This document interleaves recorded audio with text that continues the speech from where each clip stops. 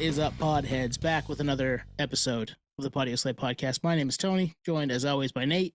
What's up, bro? I'm fucking vibing right now. Great Me weather too. today. And I almost said, "What is up, Dirty Heads?" Because we just had a great conversation with Jared from the Dirty Heads. Yeah, he's a fucking cool ass dude. And yeah, we're talking about his record. And I don't know about you. We talked about it pre, but like talking to him on a day like today here in Maine, it was like 78 degrees. I'm listening to the record through my AirPods on the beach. I'm like, fuck yeah, man. This is what it's all about right now. You felt like you were back in SoCal. Yeah, pretty much. Today was one of those days in Maine that we don't get enough. And yeah, it was 80 degrees out. And Dirty Heads, the new Dirty Heads record, which comes out, if you're listening to this on day of release, it comes out this Friday, June 12th on Better Noise. It's called Seven Seas. It's a banger. It's a summertime jam. It's got some great vibes. It's got some really cool meaning behind some of the songs too. And we get into all kinds of different stuff with Jared about it, but it's a vibe. So go make sure you check that out. And they're going on a tour with 311, Atmosphere, Ocean Alley, and Rome here in about a month. So plenty of opportunity to get your Dirty Heads fix over the next, 2 or 3 months, depending on where you live. But the record's coming out and the record's good. Yeah, it's like summer's finally here. Timing wise, they couldn't have, picked a better time to drop it. But it's been a few years, right? When was the last time they dropped a record? Yeah, 22. It's been almost 4 years. Yeah. 4 years. So like we get into, why there's gaps in between albums. You got to be inspired. A lot of artists talk about the way he talks about it, hit me differently because it's, I don't know. He gave some transparency on, it comes when it comes. I don't think a lot of people talk about that enough, that you can't force these things. Yeah, 2023 was the last record. So just about 3 years. But wow. Yeah, you can't force these things. And it's cool to have these types of conversations that we don't typically have, right? I mean, I love going on. We have the playbook here on my right. I'm looking at it. And we answer a couple of questions. We get a couple of questions going here, but then we have a tangent where we just kind of go with it and have fun and just talk about music and talk about life. And that's what we get here with Jared from Dirty Heads. And I love this shit. You never know what you're going to get. So. Yeah, no, that humanizes everything, right? Because obviously they're promoting a record.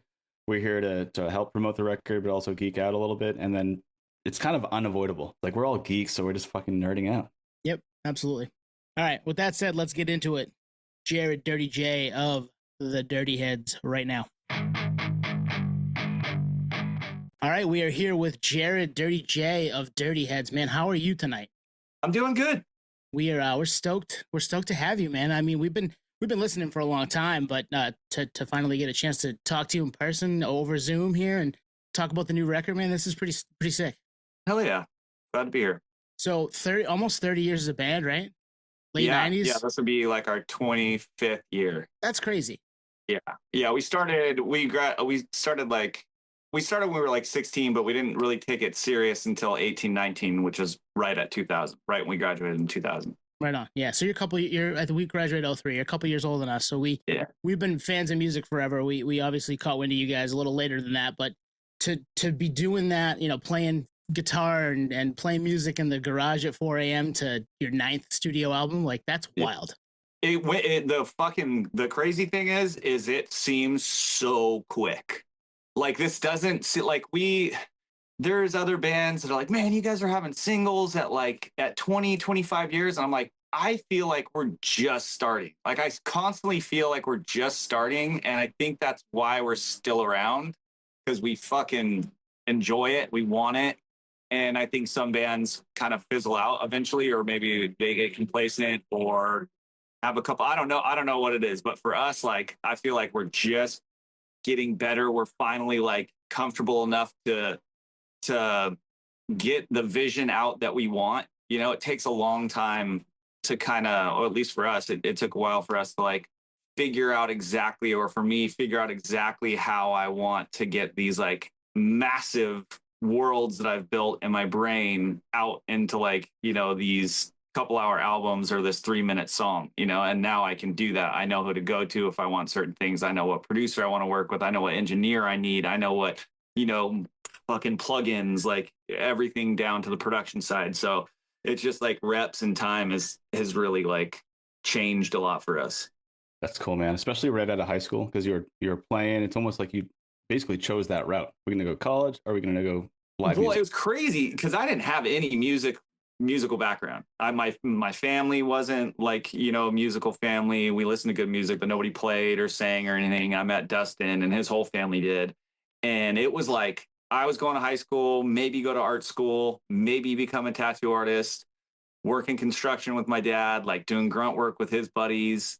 Like, I didn't know what the fuck I was going to do. And then music came. And by, like 18 or 19, I was so locked in, and it just always felt right. I always knew it was going to work, and I always knew it was going to happen. And ever since then, it's like the one thing that I'm the most grateful about, because I'm 44 and I have friends, not saying this is bad, but I have friends that are struggling with, like, they're 44, 45, younger, 35 or 50, where they're like, man, I'm on my like third thing that they're looking for that purpose still, or that job that they love, so they don't have to wake up every day and feel like they're, going to work. And I just feel really lucky that I found my purpose so early on in life. That's amazing. I mean, not many people can say that, right? To be happy going to work every day. Like, that's so cool. It's fucking hard, and we sacrificed, it's not like it was easy, but like, we paid our dues and deserve what we have now. But yeah, it's just cool to think about, and it's cool to think about how music's gonna, I'm sitting out front, sorry. Our music's gonna be here like after we're gone too. That's a really cool thing to think about. 200 years, dystopian sci-fi Blade Runner world, and there's like some cyberpunk kid doing some crazy drug with some fucking AI augments on, and he's like, I'm not feeling good, I'm gonna end it today. And he like listens to some old classic old-timey music, and it's us, and it like changes his life, like that shit's cool to me. Well, and this record being another in the line of records that kind of put people in a good mood, like the soundtrack of summer, man. I mean, it comes out on June 12th, right? 7 Seas. And we're talking to you a little bit about a week before, and it's going to be one of those records that will bring people out of the dumps, like it did for me today. I had a tough day at work myself, and threw it on to get prepped and get ready to talk with you tonight. And I was like, man, I feel better. Like, this is what I was hoping for. So it's medicine, man. I'm so stoked. We're glad. Yeah, we've always wanted to be that band. That's always the message and the vibe. We've always wanted to be a positive impact. There's music for when you're pissed. There's music for when you're sad. There's music for when you need to feel uplifted. And we were always kind of leaning toward the more positive stuff. But not that we don't write about heavier things or darker things. Like, we've all had these last couple years of just fucking kicked our asses with just all sorts of wild shit that we didn't know that life could even throw at you. And I found myself needing music, not only writing and my own music, but just other music that, that makes me feel better. What do you listen to make yourself feel better? It depends on the mood. If I needed to like lock in and get some shit out, I will go to the gym. I'll listen to Knocked Loose or Kubla Khan. Like, I'll listen to hardcore or Avenged or super like Polish black metal, like, fuck, who was I listening to? I can't remember the name. It was like Witch Abortion or something like that. Nice. But then I've been listening to a lot of instrumentals. I've been listening to a lot of this band from LA. I think they're from LA, but there's these Spanish guys called La Lome. They just do like instrumental. I've been listening to a lot of drum and bass and UK garage shit from the UK, like a lot of DJs from the UK, because they got crazy sonics. They have like wild progressive sounds. They're always like, every year their bass tones are getting kind of better and better and sicker and grimier, and everybody's trying to one up themselves. So I was stealing a lot of that for this album. Dude, I love all that. This is the backstory, because we're not like a specific music style podcast whatsoever. So just to hear your background on all this stuff, we cover hardcore, we cover the classic stuff, things that are coming out now, punk, rap, hip hop, all that stuff.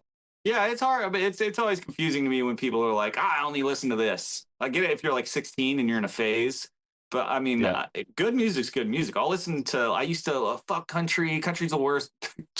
There's great country music. It can be outlaw country. It could be Colter Wall or, Charlie Crockett, or like, it can even be a pop country song. Some of it's well written. If it's good, I respect it now. I don't hate on anybody trying to write good music, no matter what you are.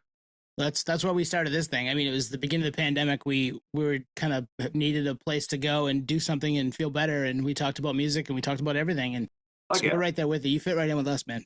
Hell yeah. Let's do it. So when do you guys know it's time to get back in the studio and get writing music? It's like it's almost a physical thing. There's times like where if management or the label was like, hey, it's time to get back in the studio, we would be like, no, it's not. Like you just feel it, especially with like we're such a live band, right? We started out as a live band. We're such a touring act, like that's kind of like who we are and who we've set ourselves up as.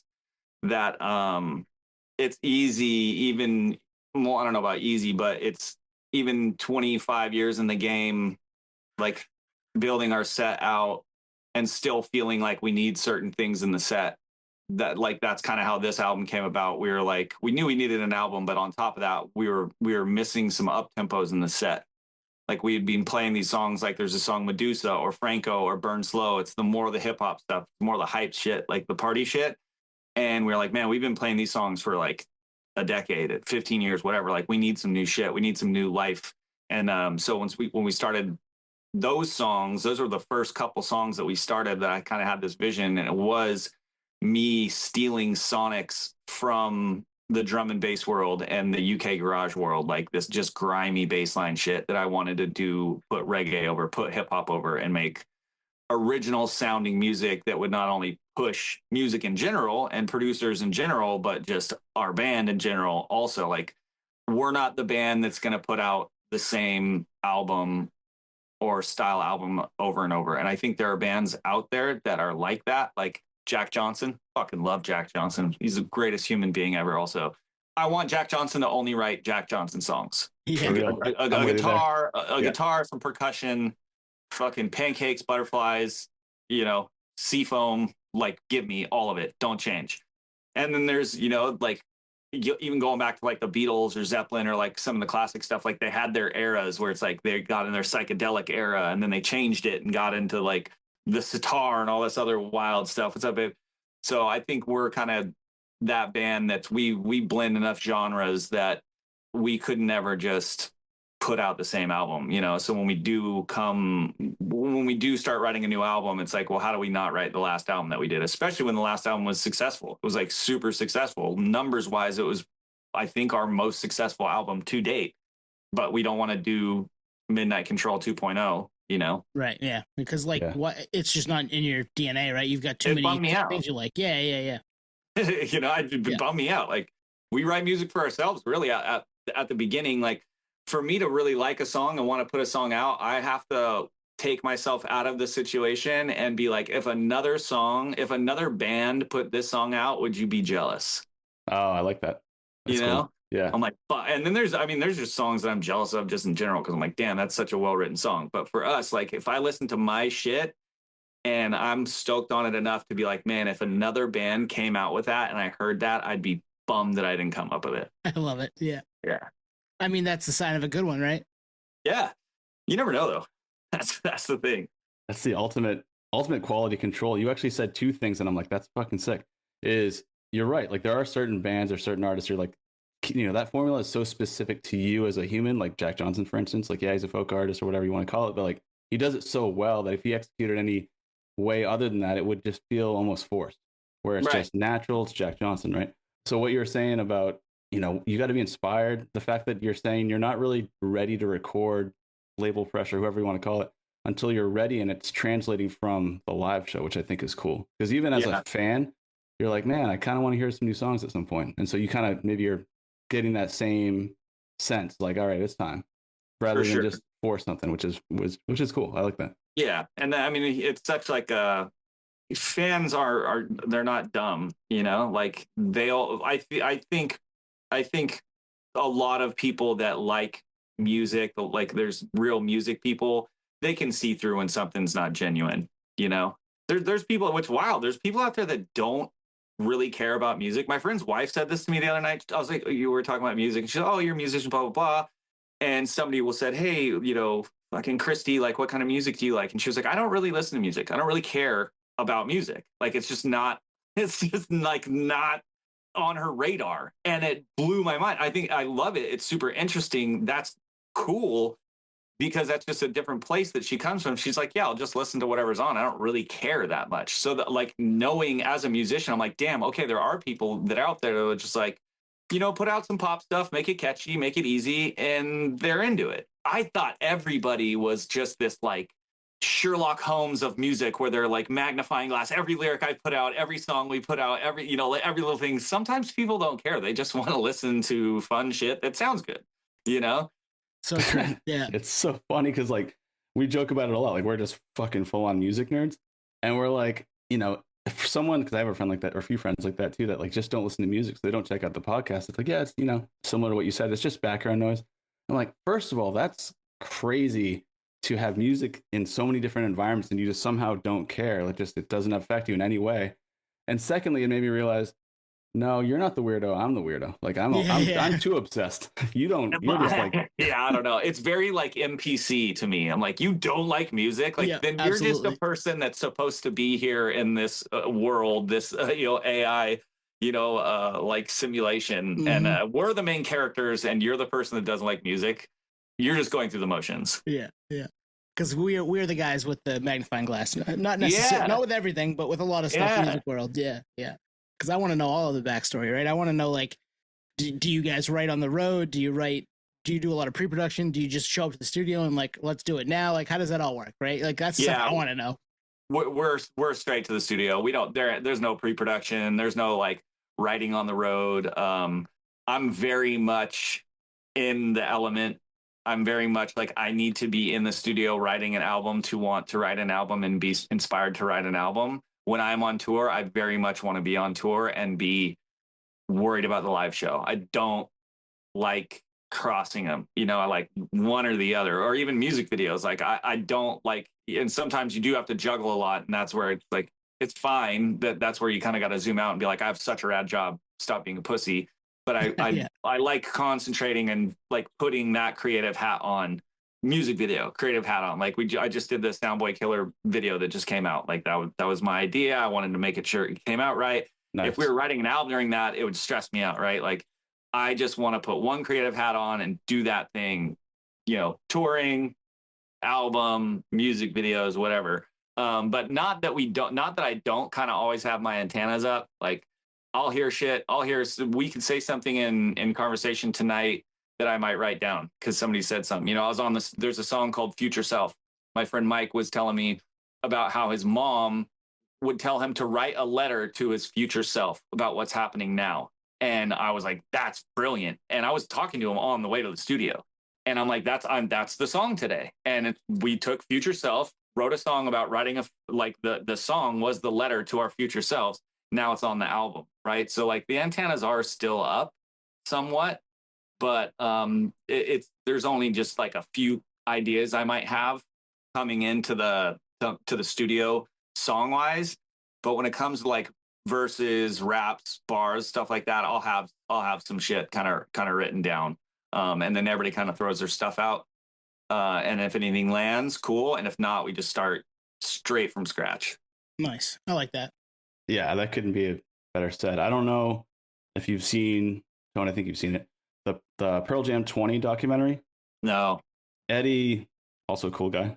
Him and Jack, right? Chill dudes. There's a quote in there where he's like, sometimes you're not tapping into it. Basically what you're alluding to, it's tapping into you, and you just happen to grab it at the right time. Seems like that's what's happening. Yeah. 100%.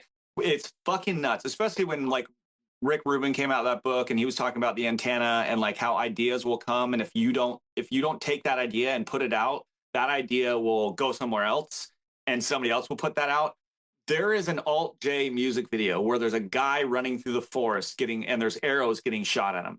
I fucking, not saying they stole it from me. They didn't. I didn't tell anybody but my percussion player. Me and my percussion player were sitting there and I'm like, dude, I got this rad idea for this music video where it would be like a guy or a girl and they're running through the forest and they're getting shot by arrows and the arrows aren't hitting them. And it's like totally hitting the trees and everything's, super kind of hectic. And then they get out to this big field and there's a cliff and then all the arrows hit them. And that was the video. I don't know why. Be cool. Like a year later, John, our percussion player, was like, dude, remember that music video that you had? And I was like, the idea. He's like, yeah, we watched the All J one and it was like really close to it. And I was like, that's crazy. I wonder if that little spirit of idea came and like landed on my shoulder and was like, hey, fuck face. And I was like, no, get out of here, And I was like, okay. And then it went to that guy. Like It's so funny to think of them as like these, Studio Ghibli little spirits floating around and trying to like land on creative people that have their antenna open. And yeah, I think you kind of do, because if somebody asked me, where do the ideas come from? I don't know. There's been songs where we have written in fucking 5 minutes. Last album, Island Glow. It's a story about these two pirates. The chorus, Island Glow, was literally were scratch lyrics. My producer and co-writer, Ryan Auger, and he's the shit, started strumming some chords. I was like, those are nice. I'm going to come up with some scratch lyrics, melody, whatever. Had the mic, came up with this scratch lyrics and melody in one take. We looked at each other and we were like, that's dope. Left it, wrote the song. 30 minutes later, it's done. Wrote the verses and we were done. And I'm like, where did that come? I didn't have the idea before. I wasn't thinking about writing a pirate song. I wasn't planning on anything like that. It happens all the fucking time. Like, they just come. Other times I need to like put the antennas up and work, and like we're stuck on Soundboy Killer. That I wrote 30 choruses for that thing. We had the Soundboy Killer thing, but then like the church bells and like all these other things that just like, it felt like Paper Planes by MIA in like this weird fun way, but I just like couldn't land. So I had to drive around or step away and come back. There's other times where the antenna's up but nothing's coming, so you just gotta wait and like take a break. But yeah, I don't know where the fuck these ideas come from in the ether, and like stylistically, are these ideas already floating around and it needed somebody like me that likes them, or is it all just coming from our, meat computer brains, and consciousness and creativeness is just this wild thing that we'll never understand how the fuck it works? It's so true, because like I'm going to be 42 in a couple of weeks, right? And most of my life I've been pretty closed off as a creative, but I've found to be more open. And I love this conversation because I need to do even more of that. Like, I need to walk around with my antenna open way more often, because you never know what's going to hit you. And I can think of, I don't even know, 15 times, 20 times over the last couple of years where something has just hit me while I was out for a walk or listening to music or whatever. And it's like, write that shit down. Like, that is that little, idea floating on my shoulder. Don't shoo them away, but bring them into the fold, man. 100%. And there's something about consciousness and sleeping and dreaming and creativeness. So for like the first and she's such a saint. So the first like 3 or 4 years of the relationship that me and my wife had before she was my wife, when we moved in together, she didn't say anything, which is so nice. But like at like 2 or 3 in the morning, I would get up and I would grab my phone and she would hear me whispering in the other room. And that's because like right before you fall asleep and you're like right about to fall asleep, tons of ideas comes, like lots of ideas come to me. And there's been so many times where I've been like, I'll remember that, fall asleep, wake up, and you're like, fuck, was that the greatest idea ever? We'll never know. So then I started getting up and recording them in the middle of the night. And she was like, I thought you were like, did you think I was cheating on you? And she's like, I don't know. I didn't want to think about it, But there's this weird thing where like your consciousness is kind of shutting down and getting ready to go into dream world, which is fucking wild, right? And like there's this little like limbo, where like ideas are just floating around, and sometimes you can grab them and they're like really cool. I've had full dreams where I've written really good songs. Songs are completely finished, and you wake up in the morning, I'm like, dude, I don't know, I don't remember the song at all. And I wish I had a machine that I could watch back and be like, oh, that really was a good song, or it was not good. It was just in my dream, Well, you get that, you wake up with that feeling, right? You're like, oh my God, I solved it. I solved everything. I know exactly how it's going to go from start to finish. Yeah. And then you wake up and you're like, I just have the feeling that I solved it. I don't know what I solved. It's gone. Yeah. Then I was masturbating next to George Washington. You're like, what the fuck was that dream about? Oh shit. That's the ether just fucking with you. It's like, come on, man. Right? Yeah. Like, we can't make it too easy. Yeah, just because I didn't wake up and write it down or sneak off with my phone. I wonder if it's also, there's a proponent of the fact that you're kind of like falling asleep and you're almost like decompressing and just reflecting that past, call it 18 hours. You're like, oh, okay. Oh, wait, this connects. This works. this is something I can put together, and then bam, you're asleep.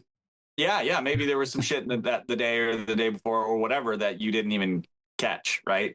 And your brain's just kind of unfolding and letting it go, you know? Because like they think a lot, like they still don't really know why we sleep, but they think a lot of it has to do with like when you go to sleep, the things that you learned, you know, when we're living in a cave, of how you're, you know, saber-toothed tigers are bad. This is how you start a fire. This is how you cook meat or whatever. Like you need to go to sleep for your brain to retain that. Because they were saying like if you're sleep deprived, like these kids' test scores are terrible, right? But if you sleep, you can remember a lot more and you can take a lot more information in. So maybe it's just your brain taking all this information in and just kind of like letting it out, you know? And then if you are a creative person, then you're able to kind of grab it right before you conk off completely. Yeah. Yep.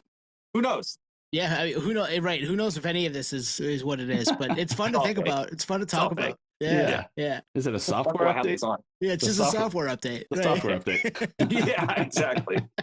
Well, the software is fucked up. We need like a good one. Reboot. Yeah. We don't. I don't. Yeah. Have you tried unplugging it and plugging it back in? Yeah, Can we do that? somebody needs to blow on it. Exactly. Nintendo, baby. I just be standing here waiting for somebody to. Yeah. So, how easy is it for you and Dustin to write together now? Is it just super easy, or is there still some trials and tribulations with that? No, that's like the one place where it's like we've never really. I don't actually like. I mean, you know, you push each other, and there's times where it's difficult in the studio, but we're very cool as writing partners to where we're usually on the same page. He gets my visions, I get his visions. Like we really are kind of like.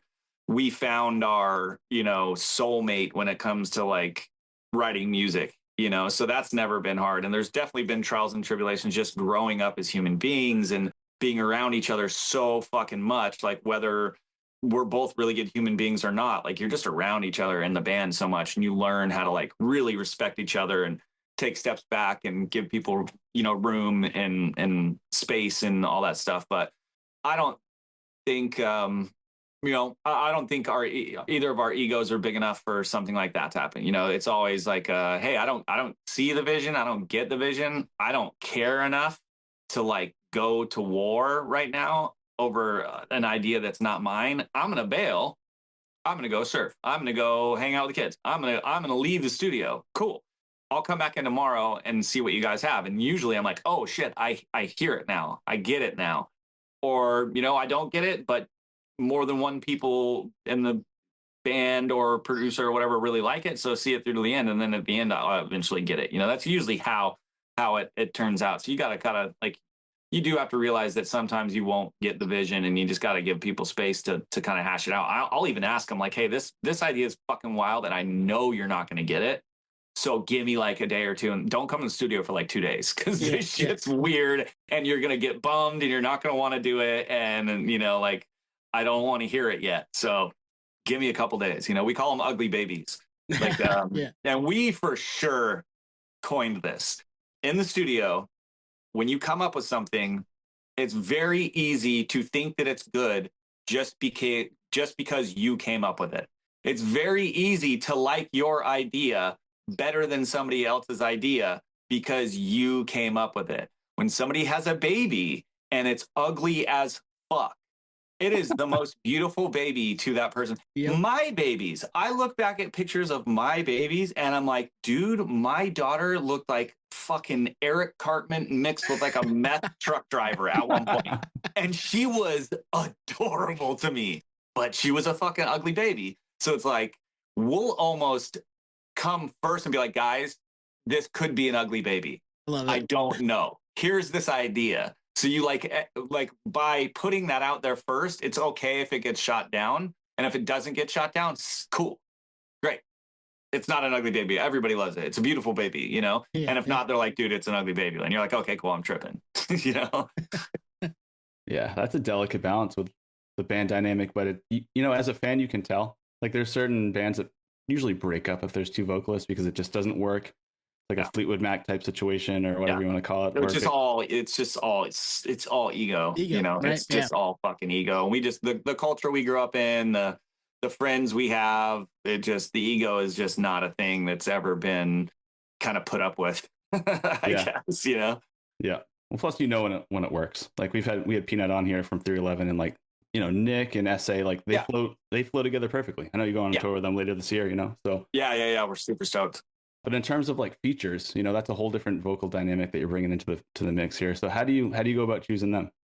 Features, we need to be fans. We need to be fans. Like that's all features are to me is like 16-year-old Jared like getting his wishes come true, Like I want to do a song with Run the Jewels, right? Killer Mike and LP are just like they're just my shit, dude. And like that's who I want to do a feature with. So if somebody came up and said, hey, you need to do a feature with this person because it makes more sense and you're gonna get more streams and blah blah blah. Okay, we'll think about it, Dude. But like we don't, that automatically like kind of grosses us out. But if it's like, oh, I'm a fan of this band or this person or this artist and they want to work with us and we want to work with them, oh fuck yeah. Or we'll just go out, like the songs sometimes will just you can hear them on the song. I'm like, man, I could hear this person, should we ask? And if you get a yes, then you're stoked. Yeah, and you've got 2 on this record. Sophia Bushnell is on yeah, that's Dustin's daughter. Oh wow. Yeah. No way. So that's awesome. She crushes that hook.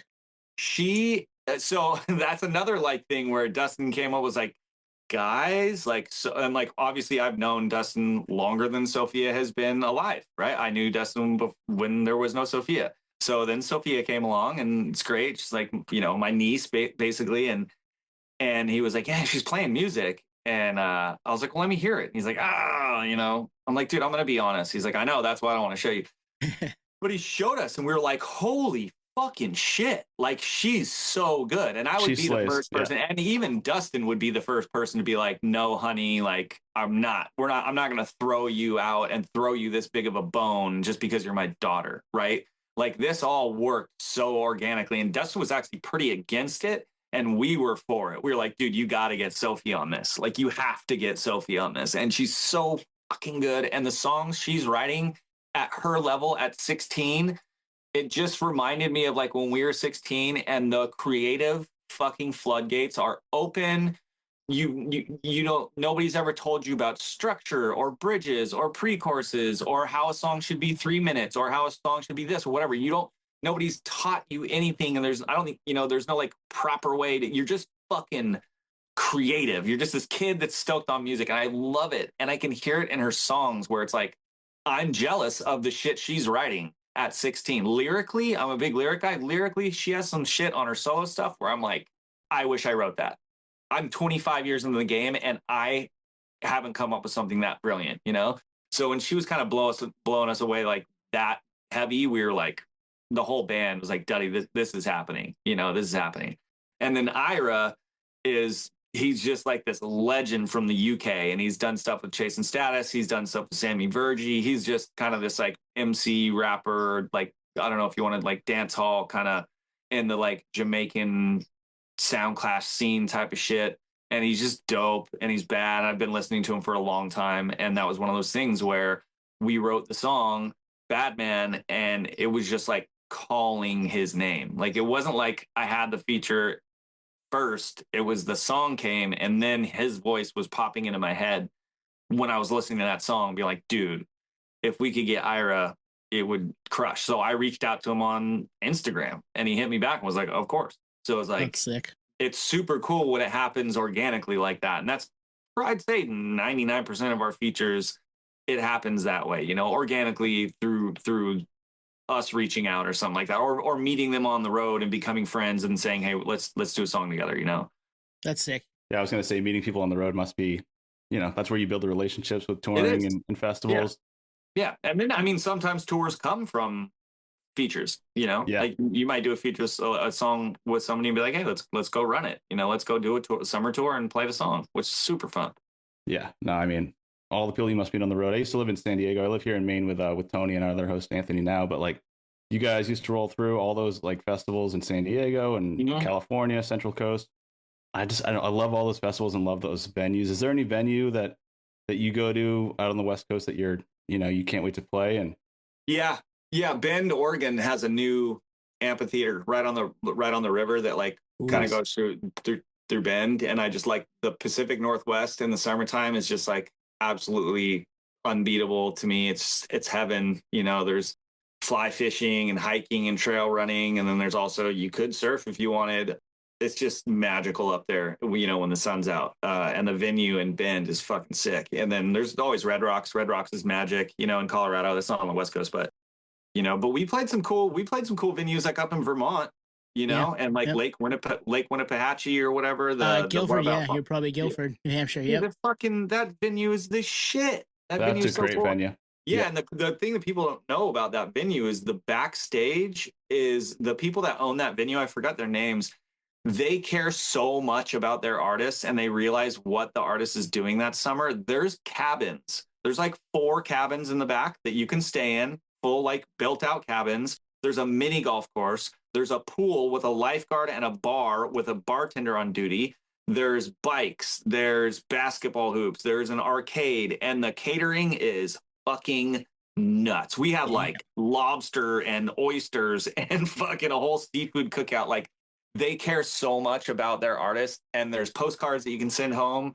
So when the front of house is that dope, and then the back of house is like, they care. Like Red Rocks is another similar venue. Same with Ben. They all really, really care about their artists, and they care about the artists, you know, experience in the backstage, not just like a fucking room with your, you know, with some waters and drinks and whatever you put on the rider. That really goes like really far when you're like halfway through a tour and you're kind of burnt out or something like that, you know? Well, I mean, I wouldn't want to leave Guilford if it had all that stuff. Like 5 shows here, guys. Can we actually planned it one year to where we had 2 days off, and they didn't have any shows, so we just stayed at the venue for like 2 days. Yes. Nice, dude. Yeah, shout out to Bridget. She's the one that her and her husband run that venue, or did. They collabed with Live Nation now, but yeah. There you go. Yeah, awesome human beings.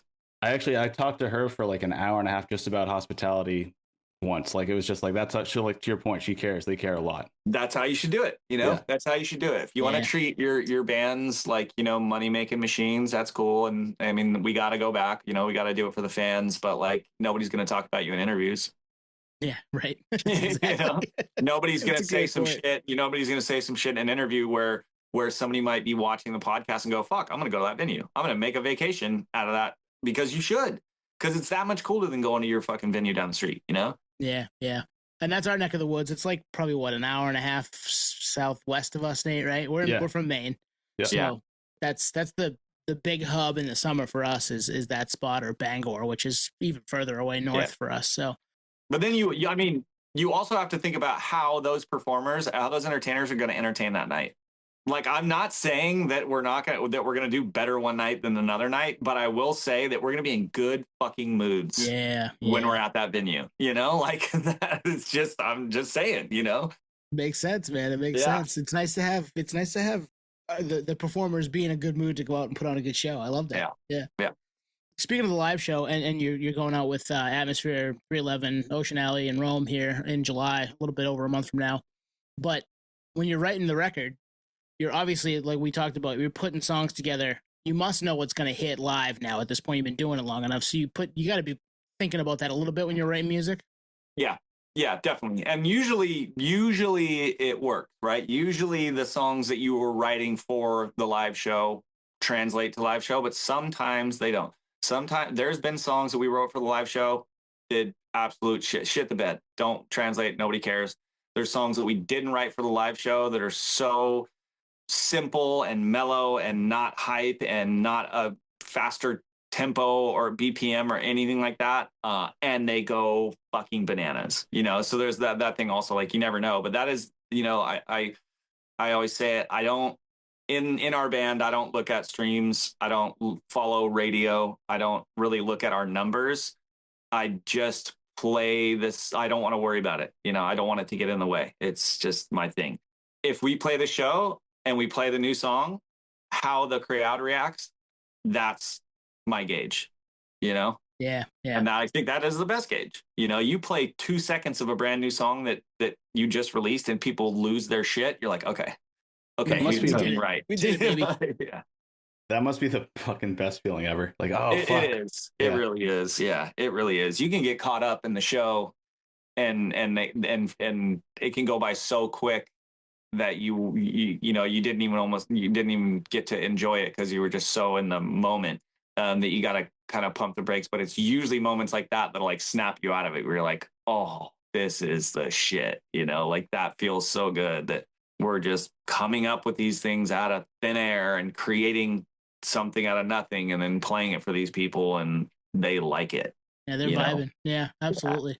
But I mean, live music is one of the places I think I can speak for Nate too, that I love the most. Like, I love being at a concert. It doesn't matter the genre. It's just like, I love being there and that feeding. And I love when I can tell that the artist on stage is enjoying playing music and getting people excited about what they did. Like I just love that connection, man. Yeah. It's a symbiotic connection. Like, as much as you want to be a performer and entertainer and go out and play the best show that you can, no matter what, you will do that. Right. But there's something that takes over.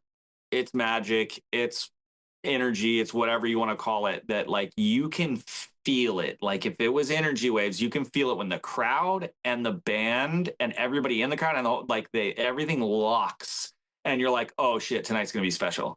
And then you can feel it when it's like a little off. And then it's your job to get it on, get it back there, and you got to do whatever you can to get it back there. And when you're kind of just enjoying yourself and playing the music, it's a lot easier to do that rather than thinking about how to do that. Dude, so true. When it's in lockstep like that too, like even everyone's smiling, even security is like stoked to be there. You're like, hell yeah. Yeah, it's magic. It's real life magic. I say it all the time. It is real life magic. It's like the closest thing to real life magic when you go to a live show and everything is just like clicked, everything's just fucking perfect. Oh yeah, man. So like we said, you're going on tour. The record's coming out. This is going to come out the Monday before. So the record's out later this week. 7 Seas out on Better Noise. And man, this has been a great convo, man. I've had such a blast talking to you. Me too. You guys are great. Awesome. Some interviews are fucking boring and I just make shit up because I'm bored. And it's like, I can just tell they just read our Wikipedia and I'm like, what the fuck? And I'm like, man, I've answered these questions a million times. You guys, thanks for making it enjoyable. Hell yeah. Thanks, man. We appreciate that. It's nice to hear that feedback. I like getting that feedback. No, you guys are great. Great interviews. Good. I mean, we do the same thing. We put up the antennas for, the other side of the coin, which is it's got to be hard. It's got to be about all the time. It's got to be hard. It's got to be hard to stay fresh and not just ask the questions that are on Wikipedia, not just ask the questions that band has answered a million times. Because if you don't know the band, you want to ask those surface questions. But as a fan, if they're going to come watch this podcast, they've fucking heard me talk about the name of the band 1,000 times, right? So like, you guys aren't doing that. So yeah, it was enjoyable. Hope to see you guys at a show. You're definitely invited. That'd be sick, man. Hit us up and we'll dial you guys in. Awesome. Heck yeah, down for that. Well, thanks, Jared. No worries. I'm gonna go play the new James Bond video game with my kids. There's a new James Bond video game? Oh, what slaps, dude! What's I didn't know either. I didn't know it either. I saw Instagram today and I was like, new James Bond game. I'm playing on PS5. I got it. I'm like 2 hours in. Great. Dude, all right. I know what I'm doing this weekend. Yeah, I didn't know about this either. Shit. I didn't either. I've been stuck on Crimson Desert. Hell yeah. Thanks, Jared. Thank you for listening to Podio Slave. We are at Podio Slave on X, Instagram, TikTok, all of the places that you can find us on social media. It's at Podio Slave. We are Podio Slave Podcasts on YouTube. Subscribe to us there. If you want to contact us, hit us up at podioslavepodcast@gmail.com. And hey, if you've got a minute, leave us a review. Tell a friend. We'd really appreciate that. Thank you.